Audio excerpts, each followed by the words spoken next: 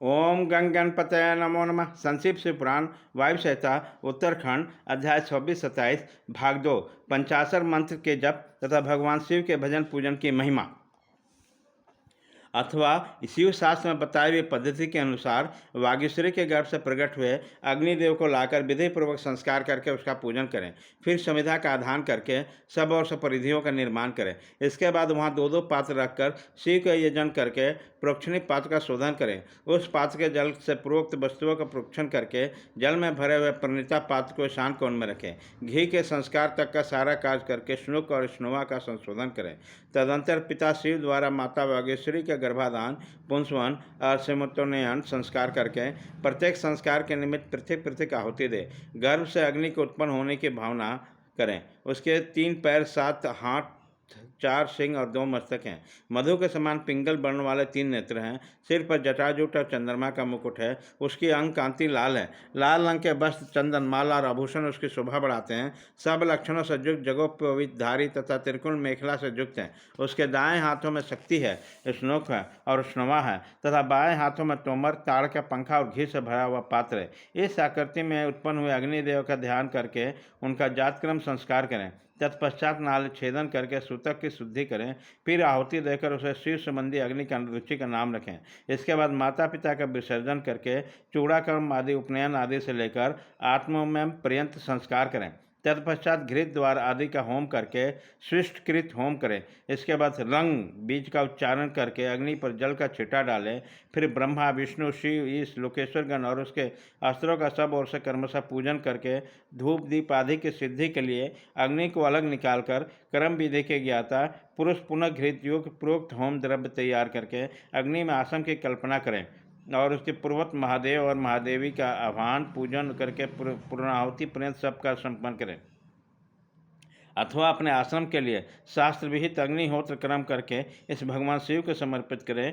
शिवाश्रमी पुरुष इन सब बातों को समझकर होम और करें। इसके लिए दूसरी कोई विधि नहीं है। शिवाग्नि का भस्म संग्रह है। अग्निहोत्र का क्रम भी ब्रश भस्म भी संग्रह करने योग्य है। वैवाहिक अग्नि का भस्म भी जो परिपक्व, पवित्र और सुगंधित हो, संग्रह करके रखना चाहिए।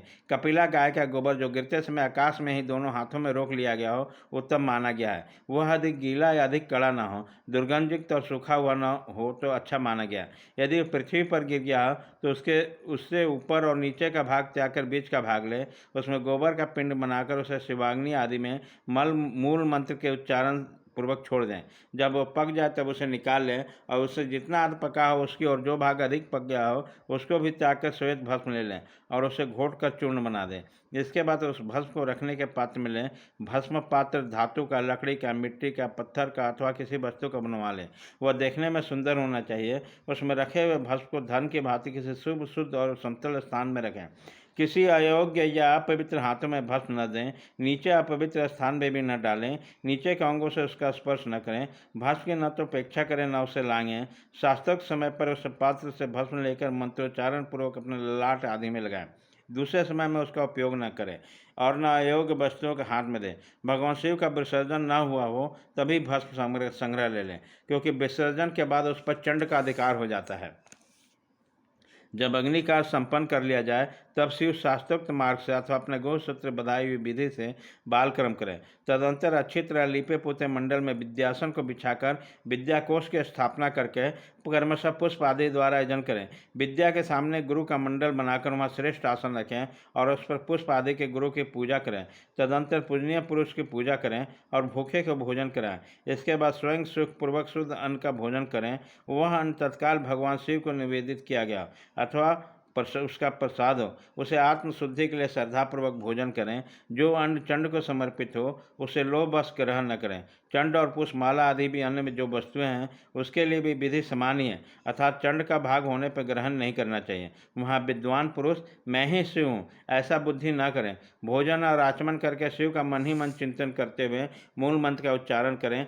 शेष समय शिव शास्त्र की कथा का श्रवण आदि योग्य कार्यों में बताएं।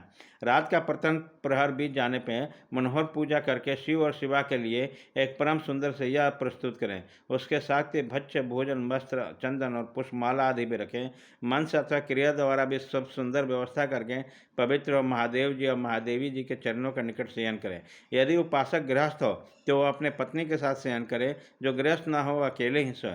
उषा काल आया जानकर मन ही मन पार्वती देवी तथा पार्षदों सहित अविनाशी भगवान शिव को प्रणाम करके देश कालोचित कार्य तथा शौच आदि का कृत्य पूर्ण करें। फिर यथाशक्ति शंख आदि वाद्यों के दिव्य ध्वनियों से महादेव और महादेवी को जगाएं। इसके बाद उस समय खिले हुए परम सुगंधित पुष्पों द्वारा शिवा और शिव की पूजा करके प्रोक्त कार्य आरंभ करें। अध्याय 27 भाग 2 खत्म।